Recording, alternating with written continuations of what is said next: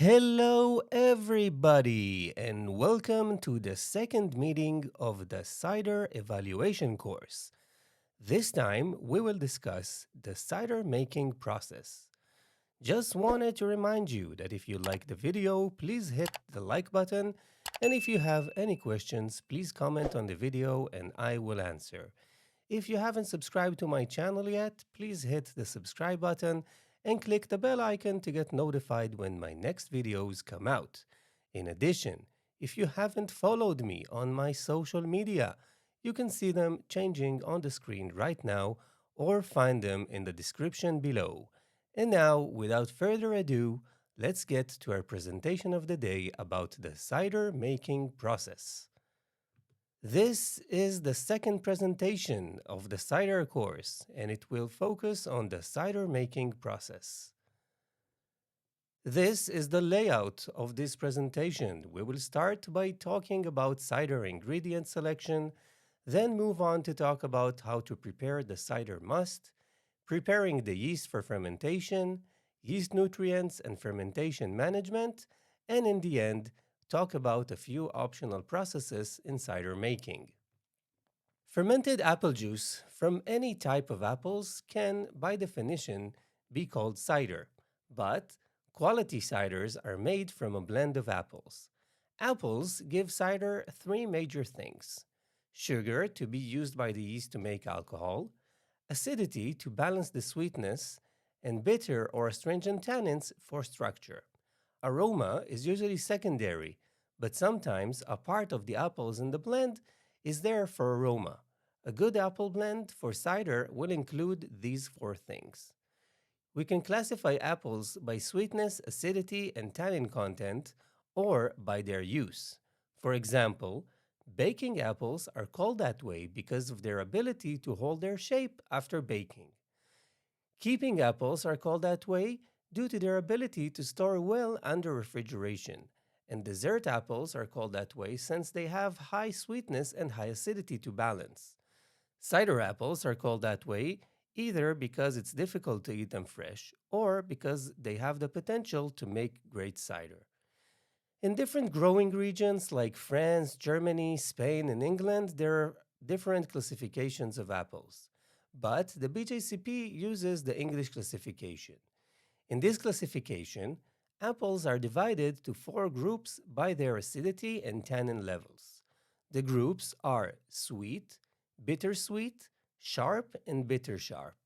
In this slide, you can see the limits between the groups according to the classification. Other than the four groups we discussed, there are a few more classifications you might bump into. Summer apples are apples that ripen weeks or months before other summer apples. Because they ripen early, they don't have a lot of sugar and they don't keep for long. These apples can be used for cider, especially the Gravenstein strain, but they're normally used to balance high acidity or sweetness along with aroma additions. To use these apples for a blend, the cider maker will usually juice them and store the juice frozen until other apples are ready. Crab apples are small, acidic, and astringent apples. Their size can vary from the size of a cherry and up to 5 centimeters in diameter. Their acidity can be medium to very high, and they will also have a large amount of sugar. Apples with red flesh. If a New World cider is like a white wine, a cider made from red flesh apples is like a rosé wine. After talking about cider apples, let's talk about Perry pears. Apples and pears are very close fruits, but sadly, Perry, which is fermented pear juice, is not as popular as cider because pear trees are very hard to grow. However, when they start giving fruit, they do it for a long time. There are 300-year-old trees that are still yielding fruit. Perry pears, like cider apples, will have high acidity and not be suitable for eating. Pears have a high content of sugar than apples, and also higher levels of sugar alcohol sorbitol, which does not ferment, and so the final product will be sweeter than apple cider. Pears are also divided into four groups according to their acidity and tannin, like in apples. You can see these groups and their definitions here. To choose the ingredients for a cider, we should remember that the best ciders or perries are made from cider apples and perry pears. In most cases, a cider will be made from a blend of apple varieties. Dessert apples shouldn't be used for cider since they are high in acidity and low in tannin and can give a cider a very high acidity. In addition, these apples can be problematic during pressing. If we want to use juices from the store, we should take into account that these juices go through pasteurization that can make pectin remain in the juice, darken the color, and add some caramel flavor. In addition, these juices can contain preservatives such as sorbate and sulfate, which can inhibit yeast growth. Try to get unpreserved and unpasteurized freshly pressed apple juice. After discussing apple and pear selection, let's move on to discuss how to choose the rest of the ingredients in a cider. And we'll start with the yeast. In cider making, we can use many yeast strains. Champagne or fruity white wine yeast are most common, but there are also ciders that are fermented spontaneously by the yeast and bacteria on the fruit. When we decide which yeast to put in a cider, we need to think about the flavor profile, the alcohol tolerance, the temperature range, nutrient requirements, and flocculation of the yeast strain. Notice that published attenuation percentage are for beer wort that contains starches and other complex carbohydrates, and not for apple juice, which is almost completely fermentable sugars. So, you can ignore these numbers. Most beer yeast will create a completely dry cider. In cider, unlike in mead, we can also use phenolic off-flavor yeast. These are usually marked as POF plus and now renamed to PAD1 plus. But if we have too much phenolics in the final product, the cider should be entered as a specialty cider. If we decide to use clean yeast culture, we need to take into account the yeast viability and health and perform rehydration and or a cider to get a proper cell count. The juice can contain sulfur or other fungicides that can kill the yeast during the rehydration phase. Apples are notoriously known for their low nutrient content. As a result, it may be necessary to add yeast nutrients to have a healthy fermentation. In case there are not enough nutrients, fermentation will be very slow and the cider will have off flavors, which may require extended aging time to clean. Other than nutrient requirements for the yeast strain, we should consider when the yeast need them and not just put all of them in the beginning. Normally, we will use GoFirm that contains minerals, vitamins, and amino acids, diammonium phosphate or DAP, DAP, to supply the yeast with free amino nitrogen for growth, and Fermade K for nitrogen, vitamins, nutrients, and dead yeast hulls. And finally, potassium bicarbonate and potassium hydroxide, which are minerals acting as a buffer for must acidity. In addition for yeast nutrients, there are more chemicals we would want to use in cider making. These would be acid blend, which is a blend of citric, tartaric, and malic acids, and it is used to balance the final flavor of the cider. Grape tannin, tannins that are extracted from grape skins. These are used to add tannins to the final balance of the cider to add dryness for balance. Pectinase or pectic enzyme, which is an enzyme that breaks pectin sugar and used to reduce pectin haze. Potassium sorbate can be used at the beginning of fermentation to inhibit bacterial growth. And finally, potassium metabisulfate, which can be added before fermentation to kill yeast and bacteria, or after fermentation to stabilize the cider. Now, after talking about the ingredients, let's move on to talk about the must preparation. Let's start from the equipment needed for cider making.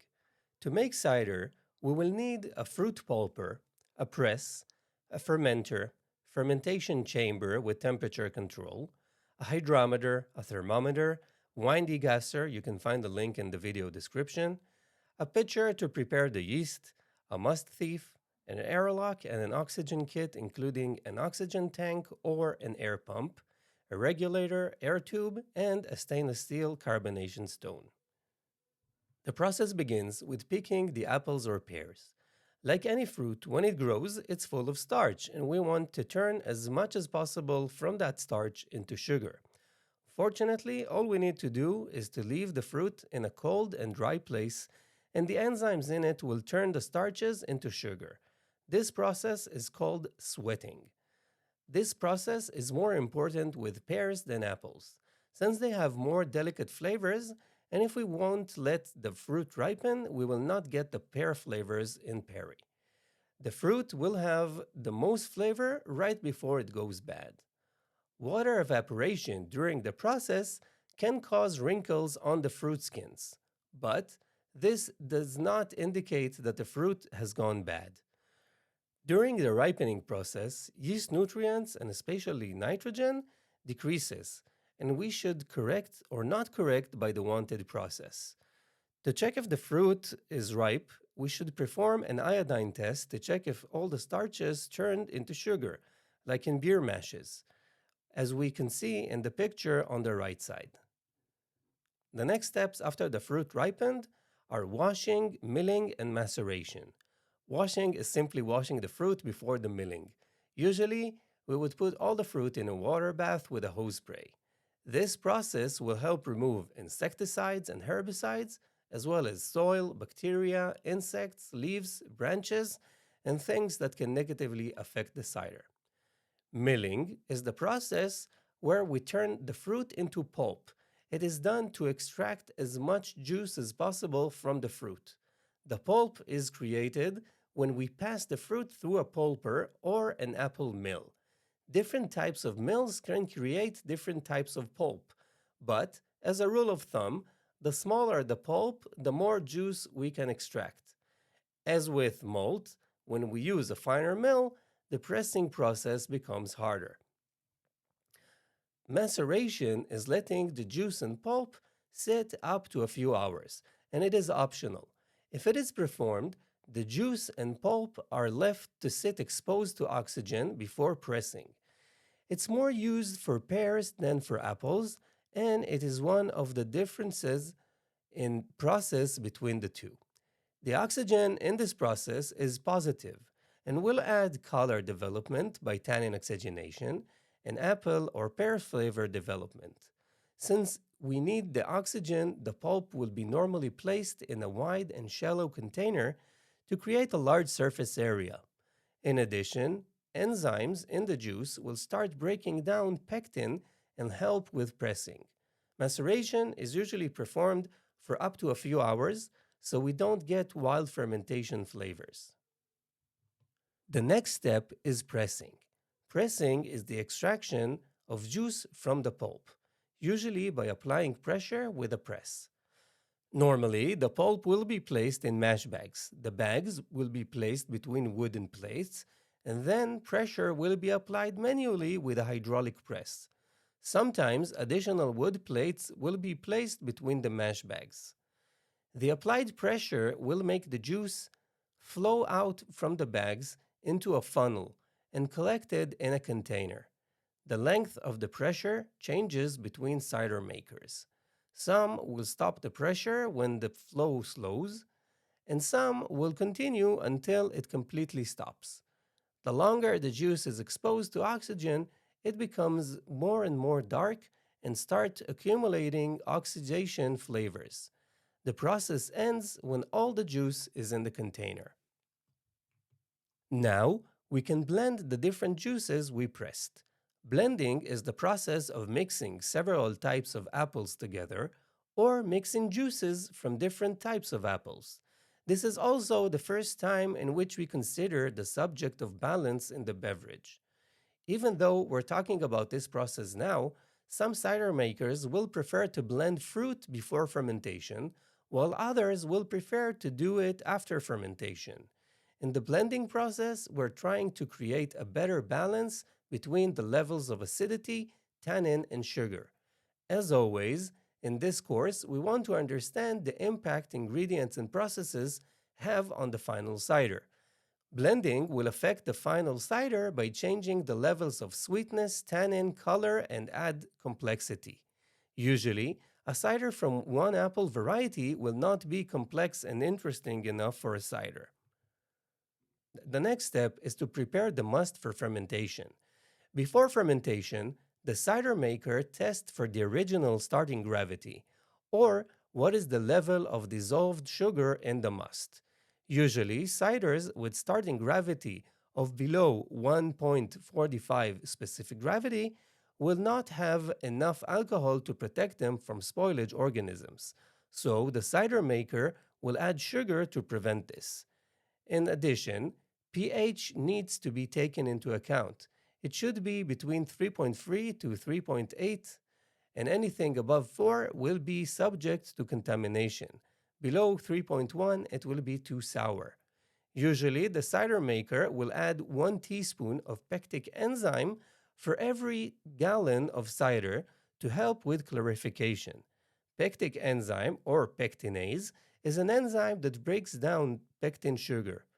Pectic enzyme cannot work in the presence of alcohol, so it should be added before fermentation.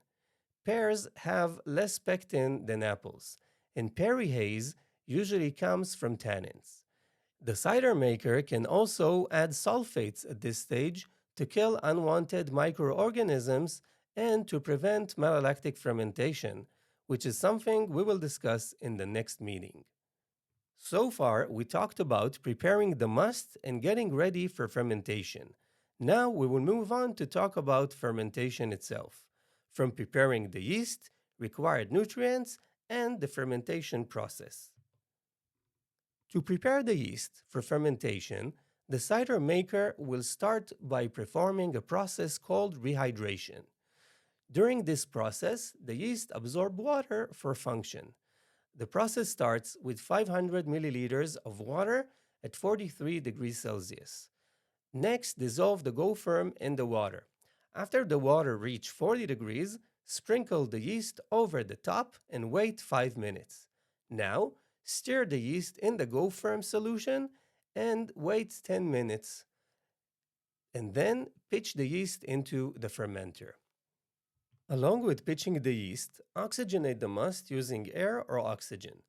The time of oxygen exposure depends on the type of system. Air will take much longer than pure oxygen. There is no need to add all the oxygen now. In a different vessel, combine 2 teaspoons of Fermade K and 1 teaspoon of DAP. Add 3/4 of a teaspoon of the Fermade K DAP mixture into the must, then the yeast mixture, and stir gently. Eventually, install the airlock. Fermentation temperature should be between 18 to 21 degrees Celsius. In the first 3 days, or after 24, 48, and 72 hours, add 3/4 of the nutrient mixture and stir the must to both remove CO2 and add oxygen. If the must has fruit in it, the cider maker will punch the cap down into the cider to prevent moss. Fermentation will last until the yeast finish, which should be after about 2 to 3 weeks. Now, when the yeast finish fermentation, transfer the cider into a small container without room for oxygen and package the cider. During the transfer, sulfates can be added to avoid oxidation effects. After the first racking comes the clarification stage, but we will talk about it in the next meeting. Adding sulfates before packaging has 2 main effects. The first is there will be less oxygen-related off-flavors because the sulfates bind with the oxygen and cancel its effects. And the second is we can avoid bacterial contamination and malolactic fermentation. In most cases, the cider maker will balance the cider for better drinkability by correcting the sweetness, acidity, tannin, alcohol, and other flavor or aroma components. To achieve this balance, the cider maker has a few options. The first is blending, or assemblage in French. Notice that the name of the process in French really says to assemble a beverage, and this is actually what we're doing. Most cider apples and perry pears will not be complex enough to create an interesting cider on their own, but a blend of several varieties can help the cider maker to achieve this. By blending, the apple maker can change sweetness, acidity, and tannin to create a better and more interesting cider, to create a house style, or even to get rid of bad batches. Acid additions before fermentation can create negative effects during fermentation.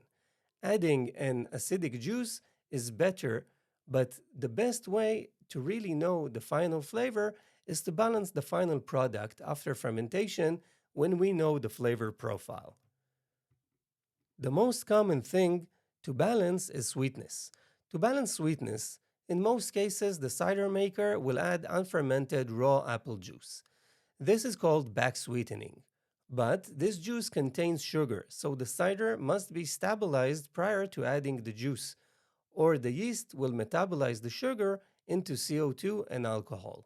In most cases, sweetness is corrected by adding sugar after fermentation, and not by stopping fermentation, which can lead to very high levels of sulfur.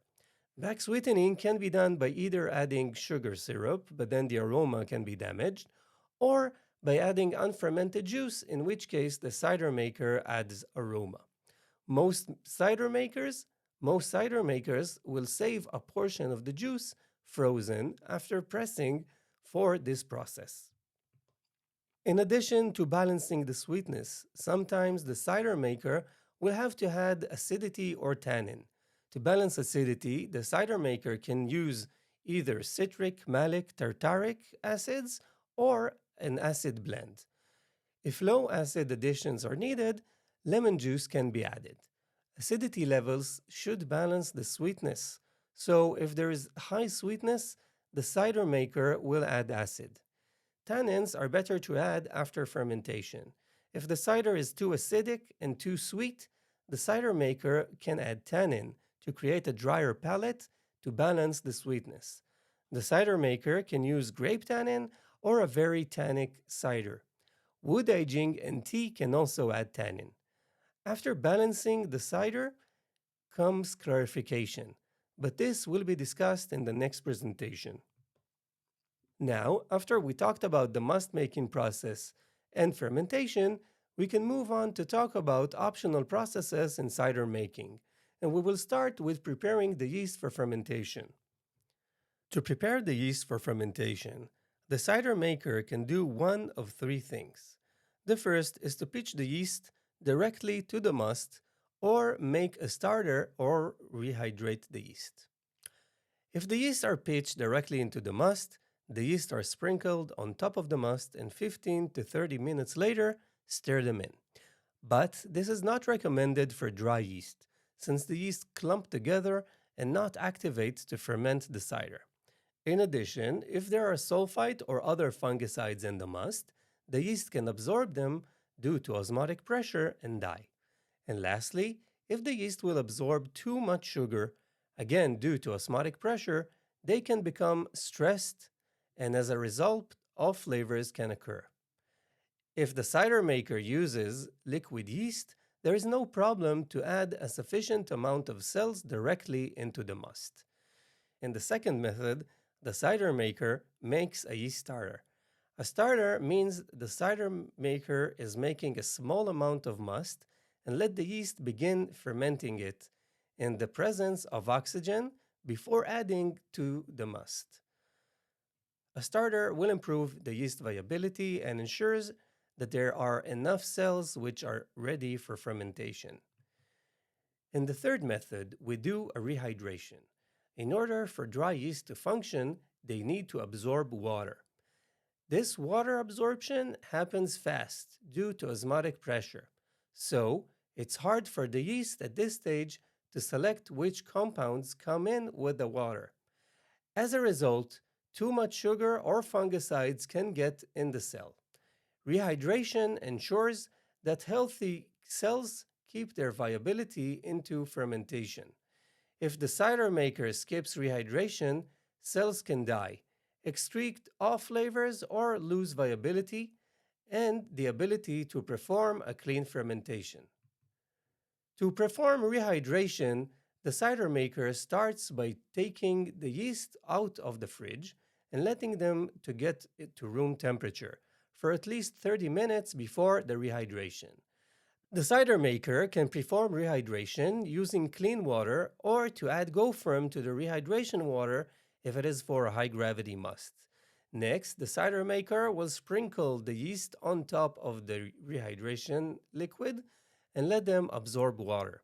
5 minutes later, the yeast are stirred and left to sit for 15 to 30 minutes. The rehydration liquid should be at the right temperature of 37 to 40 degrees Celsius. After this process, we will add the yeast solution to the must. Now, let's move on to talk about yeast nutrients. In previous slides, I said that we need to provide the yeast with nutrients when they need them. This can be done in three methods. The first is not adding nutrients at all. A cider can be made this way, but the results will not be consistent. In the second method, all nutrients can be added at once, usually at the start of fermentation, but the yeast needs nutrients during all the growth phase. And adding all nutrients at the beginning of fermentation does not ensure that they will stay there later. This method is better than not adding at all, but with a slight change, much better results can be achieved. The third method is called staggered nutrient additions, or SNA for short.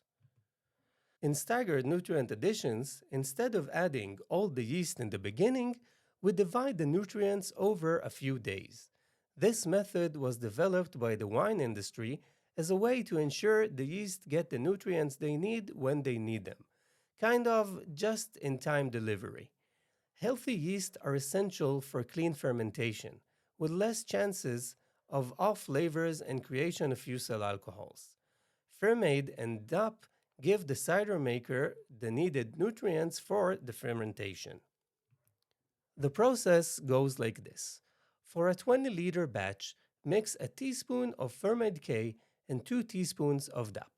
Next, divide the nutrients into 4 parts and add 1/4 at the beginning of fermentation, and the rest over the next 3 days while stirring to remove CO2 and adding oxygen into the liquid. This method has a few goals relating to yeast health. CO2 is not required for the yeast at this stage, and every stir releases the CO2 from the liquid. In addition, oxygen is needed during the growth phase, and additions of nutrients and stirring adds oxygen. If a fruit cider is made, each of these additions and stirrings keeps the floating fruit wet. But as there is an option to create a cider with a healthy fermentation as we know it, there is an option to make cider without any nitrogen. In this process, the cider is fermented with very low levels of nitrogen. This method originates in France, and it involves using low nitrogen fruits from trees that were not fertilized, and on the other hand, ripened all the way to remove as much nitrogen as possible. And also, no nitrogen is added. The lack of nitrogen and other nutrients causes that very few yeast cells are formed and fermentation lasts for weeks, months, and even years. This method preserves volatile aromatic compounds that would normally be evaporated with CO2 and saves the need for back sweetening. In addition, there is a more aggressive method in which nitrogen is removed from the must. This method is called kieving in French or defecation in English. Kieving is a variation on low nutrient fermentation. This method involves removing nitrogen from the must by binding it with pectin. Nitrogen binds to pectin, which in turn binds to other pectin, forming a gel that floats in the liquid. The gel is easy to remove from the must. We will discuss kieving further in the next meeting. And now, after we talked about preparing the yeast for fermentation, nutrient additions, and low nutrient fermentation, it's time to discuss the fermentation process and when it is finished. The questions we need to ask ourselves when we want to ferment a cider are whether we use a wild or cultivated yeast, which temperature to ferment at, how long should the fermentation be, how much aging will the cider need, and what is the flavor profile the cider maker wants to achieve. Let's begin by talking about fermentation temperature. Wine yeast, commonly used by cider makers, temperature range is quite wide, between 10 to 32 degrees Celsius. Temperature of most ale yeast, also used by cider makers, are narrower and between 16 to 20 degrees Celsius for clean fermentation. Traditionally, cider is made in autumn, after apples are ripened and left to ferment through the winter at very low temperatures. Higher temperatures will make the yeast work faster and to create esters, phenols, and fusel alcohols. Big temperature changes, and when I say big, I mean over 1 degree per hour, will cause the yeast to experience shock and end either in off flavors or, in more extreme cases, in a stuck fermentation. The second question to answer is the fermentation length. With proper control over the length of the fermentation, the cider maker can control the amount of sugar left in the cider after fermentation. To stop fermentation, the cider maker can use the following methods. Perform a cold crush, which is to drop the temperature drastically, which will make the yeast sediment to the bottom. Another way is to starve the yeast when they ferment to the end of the sugars, and then they drop out of solution. The cider maker can also add potassium metabisulfate or sorbate to kill the yeast, or just let them ferment to the end and back sweeten the cider later. Aside from fermenting with clean cultures of yeast, wild yeast can also be used to ferment the cider. Traditionally, fermentation was carried by the yeast on the apple skins. Apples and pears are covered by yeast and bacteria in nature, and those can be used to ferment the cider. It's important to know that since we do not add a sufficient number of cells, fermentation will be slow in the beginning until the cells multiply and reach a critical mass of population for sufficient fermentation. It could literally take months to ferment a cider. The lack of cells also says that wild fermentation can end with off flavors and insufficient attenuation. But a mixed method is also available. The cider maker starts with adding half of the amount of metabisulfate, which would kill bacteria, and then add more Saccharomyces cerevisiae and ferment with both wild and cultured yeast for good fermentation. The last topic to talk about is malolactic fermentation, or malolactic conversion. I just want to mention it here, and we will discuss it deeper in the next meeting. Malolactic fermentation is a process that allows the cider to go through a second fermentation by lactic bacteria. In this process, lactic bacteria converts the malic acid from the apples into lactic acid, which is softer. But in addition to lactic acid, buttery, smoky, or spicy flavors and aromas are also formed. Phenols and diacetyl are also created during bacterial activity. There are also strains of lactic bacteria that can convert citric acid into acetic acid. Malolactic fermentation flavor profile is essential in English and French ciders, but as I said, we will discuss this subject deeper in the next meeting. This is the end of today's presentation about the cider making process. I hope that the talk was informative and interesting. I just want to remind you that if you like the video, please hit the like button and subscribe to know when the next videos come out. If you have any questions, please write them in the comments and I will answer. In addition, you can see my social media handles change on the screen or find them in the description of this video. You're welcome to follow me to know when my next projects come out. Thank you for listening. I was Omer Basha, and see you in the next meeting, where we will discuss advanced processes in cider making.